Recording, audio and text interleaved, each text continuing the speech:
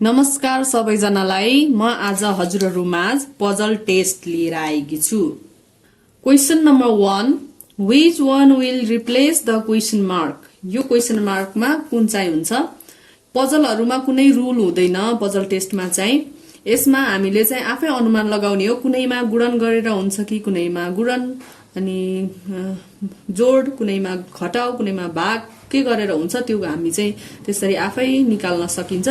जस्तै यो इक्वेसन हेरौं यो सर्कलमा के छ 1 8 27 यहाँ क्वेशन मार्क छ है। आन्सर अप्सन छ 3 7 37 बी 47 सी 54 डी 64। यसमा चाहिँ के छ भन्दा हामीले यसरी अनुमान लगाउँदा यो कसरी निक्लिन्छ त हेर्नु है त। यस यो चाहिँ यो 1 को पनि क्यूब छ 1 को क्यूब कति भयो 1 भयो। अब यो 8 लाई हेर्दाखेरि यो चाहिँ 2 को क्यूब छ 2 को क्यूब कति भयो 8 भयो। यहाँ चाहिँ 3 को क्यूब छ 3 को क्यूब कति भयो त 27 भयो भने अब यहाँ कति 1 2 3 अनि यहाँ आउँदा कति भयो 4 को क्यूब 4 को क्यूब भनेको 4 into 4 into 4 4 choco 16 16 choco 64। The right answer is D. Question number 2 which one will replace the question mark? यहाँ चाहिँ कस के छ भन्दा 4 7 5 यहाँ र अनि कलम भन्ने हुन्छ। यसमा कुनैमा घटाउनु पर्ने हुन्छ कुनैमा जोड्नु पर्ने हुन्छ भने कुनैमा भाग नै गर्नु पर्ने हुन्छ। हामीले त्यो चाहिँ अनुमान लगाउने हो कुनैमा चाहिँ गुणन गरे पनि हुन्छ कुनैमा दुईटै गर्नु पर्ने नि हुन्छ है। यसमा चाहिँ मैले कसरी अनुमान लगाएको छु भने कोलम अनुसार हेर्छु म पहिला कोलम मिलेन भने र अनुसार पनि हेर्ने छु। 4 and 7 5 भएको छ है यहाँ चाहिँ।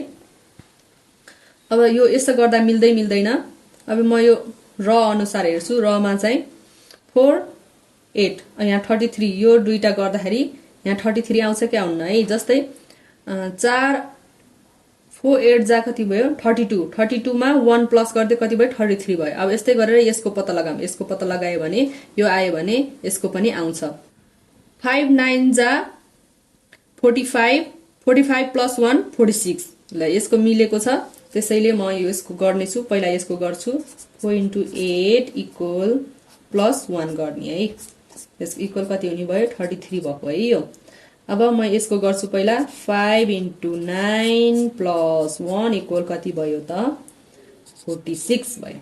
त्यस्तै गरेर अब म यसको गर्छु 7 into x plus 1 equal कति हुने भयो 78 हुने भयो है। अब म यसलाई उता लैजान्छु 7 into x 7x equal 78 minus 1 x is equal to 77 by 7 यसले यसलाई चाहिँ 11 x is equal to 11। यसको राइट आन्सर कति हुने भयो त 11। Question number 3 which one will replace the question mark?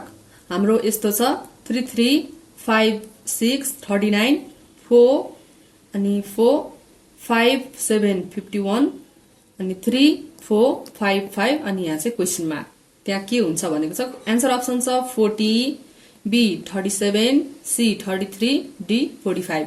यसको चाहिँ के हुन्छ भन्दा मैले अब पहिला गरेर हेर्छु 3 into 3 plus 5 into 6 इक्वल गर्दा यो आयो भने चाहिँ अब यसको पनि आउनु पर्यो अनि यसको पनि निक्लिन्छ है। 9 plus 30 is equal to कति भयो 39 भयो यो मिल्यो। अब यसको पनि मिल्न पर्यो त्यस्तै गरेर है 4 into 4 plus 7 into 5 equal 51 16 plus 35 equal 51 यो मिल्न पर्यो। 5 plus 6 11 को 1 क्यारी ओभर 1 3 4 and 5 51 यो पनि मिल्यो। अब यसको पनि मिल्छ त्यसैले 3 into 4 plus 5 into 5 equal question mark भनेछ हैन।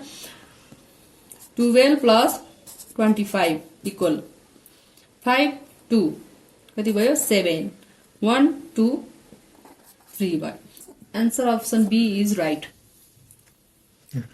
Question number 4 which one will replace the question mark?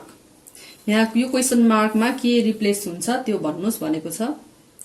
हामीसँग यस्तो प्रकारको y छ y 12 8 80 16 7 207, 25, 21 and question mark. Answer option छ 174, 174, B 184, C 210, D 310.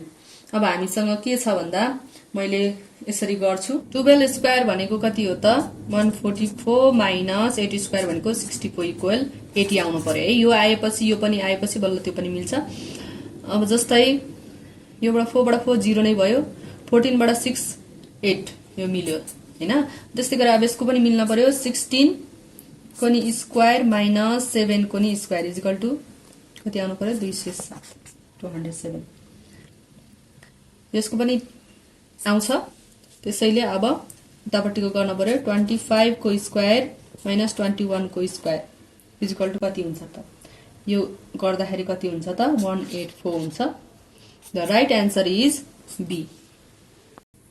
Question number 5 which one will replace the question mark. हामीसँग यस्तो खालको चाहिँ फिगर छ। अब मैले यहाँ हेर्छु फिगरलाई हेरेर यो गर्दाखेरि कति आउनु पर्यो आन्सर 0 आउनु पर्यो बिचको है। अब यो यसको नि त्यही आउनु पर्यो अनि त्यसपछि बल्ल यसको मात्रै आउँछ। म गरी हेर्छु।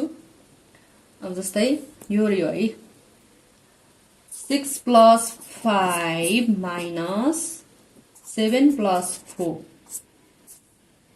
यो गर्दा 0 आउँछ कि आउँदैन त 11 minus 0 आयो हैन। अब यसको पनि आउनु पर्यो सेम यहाँ बिचकोमा भएको नम्बर आउनु पर्यो 6 plus 7 minus 8 plus 4